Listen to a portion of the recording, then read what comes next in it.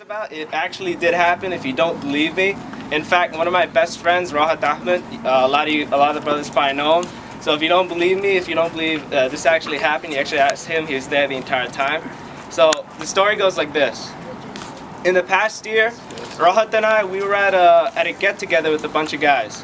And when this get-together was happening, they started serving dinner. So I finished my dinner off pretty early, so I left. You know, I was just like roaming the hallways, just checking my phone, stuff like that. And I see Rahat walking along, and Rahat has a bunch of guys with him. So I go up to Rahat and I'm like, "What are you doing?" And Rahat says, "We're just snooping around the building," because the building that we were in was actually pretty old, and it was actually kind of freaky as well. So I want to join them as well. So I said, "Can I join you?" And they said, "Yeah, sure." So we're running around this building, me, Rahat, and a bunch of high school guys. And we find this stairway. And this stairway, we climb it, right? And we end up in the attic of the building. Now, we're in the attic of this old building. It's about 10 p.m. in the night, and something pops out at us immediately. The wall directly in front of us in the attic has a square-sized hole. And this hole is about 4 feet high and 4 feet wide. And we can tell that this hole is actually like hidden, because we can see like a piece of plywood lying on the floor of the attic near the hole. And we could tell they used to be covering that hole. And when you got closer to that piece of plywood, you realize that it had hinges on it, so it's actually like a hidden door. So now we're in this old building, we find a hidden door. They're just laughing. Scary story. Anyway. Keep telling. No, they're just emulating how you were feeling at this time. So anyway, we see this hole in the wall, and we realize that it used to be covered up. We take out our phones, we take out the little flashlight apps, and we shine it in the hole. And what we see, it began to freak me out, because most people who know me realize that supernatural freaky stuff, I don't mix with it well. I was watching The Conjuring, I was in the fetal position. And that was the second time I watched it. The first time, I was completely out. Anyway, we shine our lights down this hole. And we realize that it's actually hiding a stairway that's going straight down. Now this stairway is pitch black. And as we shine our lights around this stairway, we actually realize that on the walls of this stairway, it's got a bunch of rambling like writing on it. It's got a bunch of names on it, a bunch of vulgar words, so on and so forth. It looks pretty scary. But so I personally don't want to go inside, but I don't want to be a wimp, alright? So Rod's there, he's my best friend, he's gonna knock on me the entire time if I don't go inside, so I enter with the guys. And we're walking down slowly down this hallway. I got my phone out, my little flashlight. I'm holding it like a gun just because I'm so scared. I don't know if it's going to pop out, so... How much battery life do you have left on the phone? I don't know. Anyway, so we're walking down this creepy dark stairway. And we turn a corner in the stairway, and right in front of us is a door.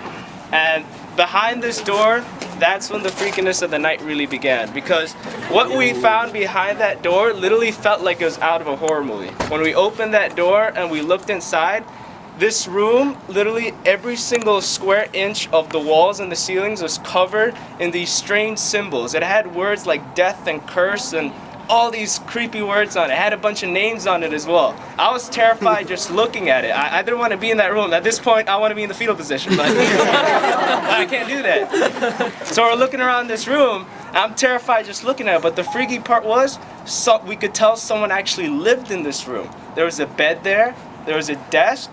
And now I'm really freaked out. Who's living in this old building in a hidden hole in the attic under a hidden stairway? Is that Siri?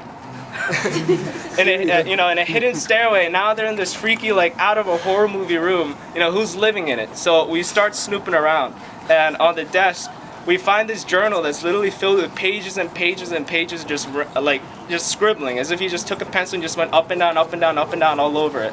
We found this other book, this dark book. Someone picked it up and they showed it to me. It was titled The Techniques of Mind Control, something like that. And he actually tried to get me to take it, and I freaked out. I was like, no. So now we're in this room, and there's some other stuff that Rahat and I found as well that we were so freaked out by that we decided not even to share it in the story. But now, the worst part was it didn't just end there.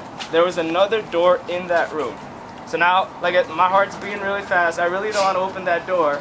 But we go up there, we open it to reveal that behind it, there's this long... There is another door?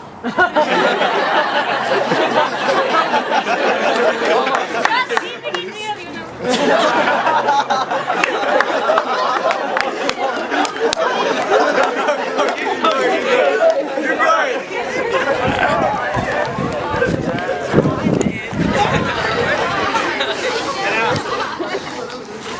Now behind this door in this room, there's a long dark hallway, but we couldn't enter. There's broken glass all along this hallway. Now we're all scared at this point, so we decided, all right, we don't want to continue this anymore. And there's broken glass on that hallway, so we didn't want to enter. So at that point, we just bum rush out of there, up the stairs, out of the attic, and everything. But that wasn't really the worst part of my story. When we're there was actually another. No, I was kidding. But what happened was Rahat and I, we were driving home, right? And there was a friend of us. I didn't get permission for his name, so we're gonna call him Steve.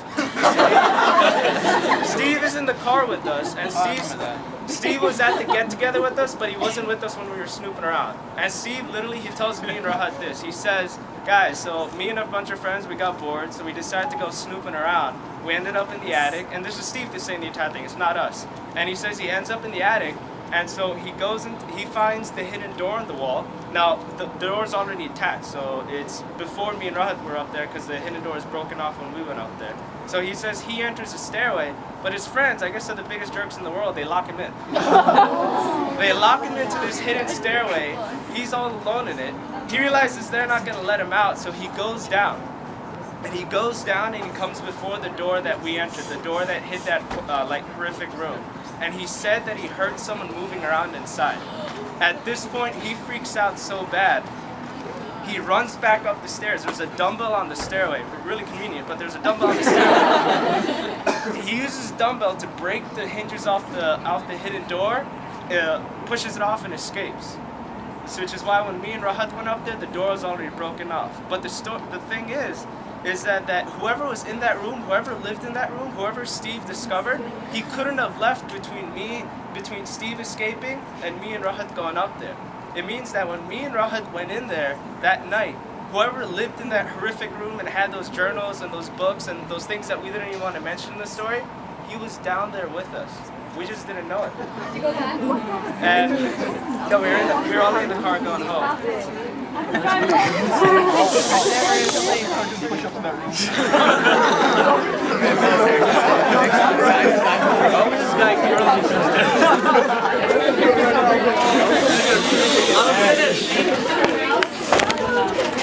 So we realized that whoever was in that room, whoever that freaky person was, he was down there.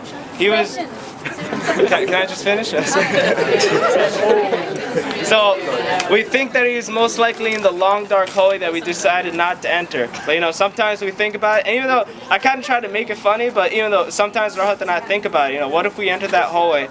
What if we actually confronted that man who lived down there? We still don't know what would have happened. So yeah, it could have. That's my story.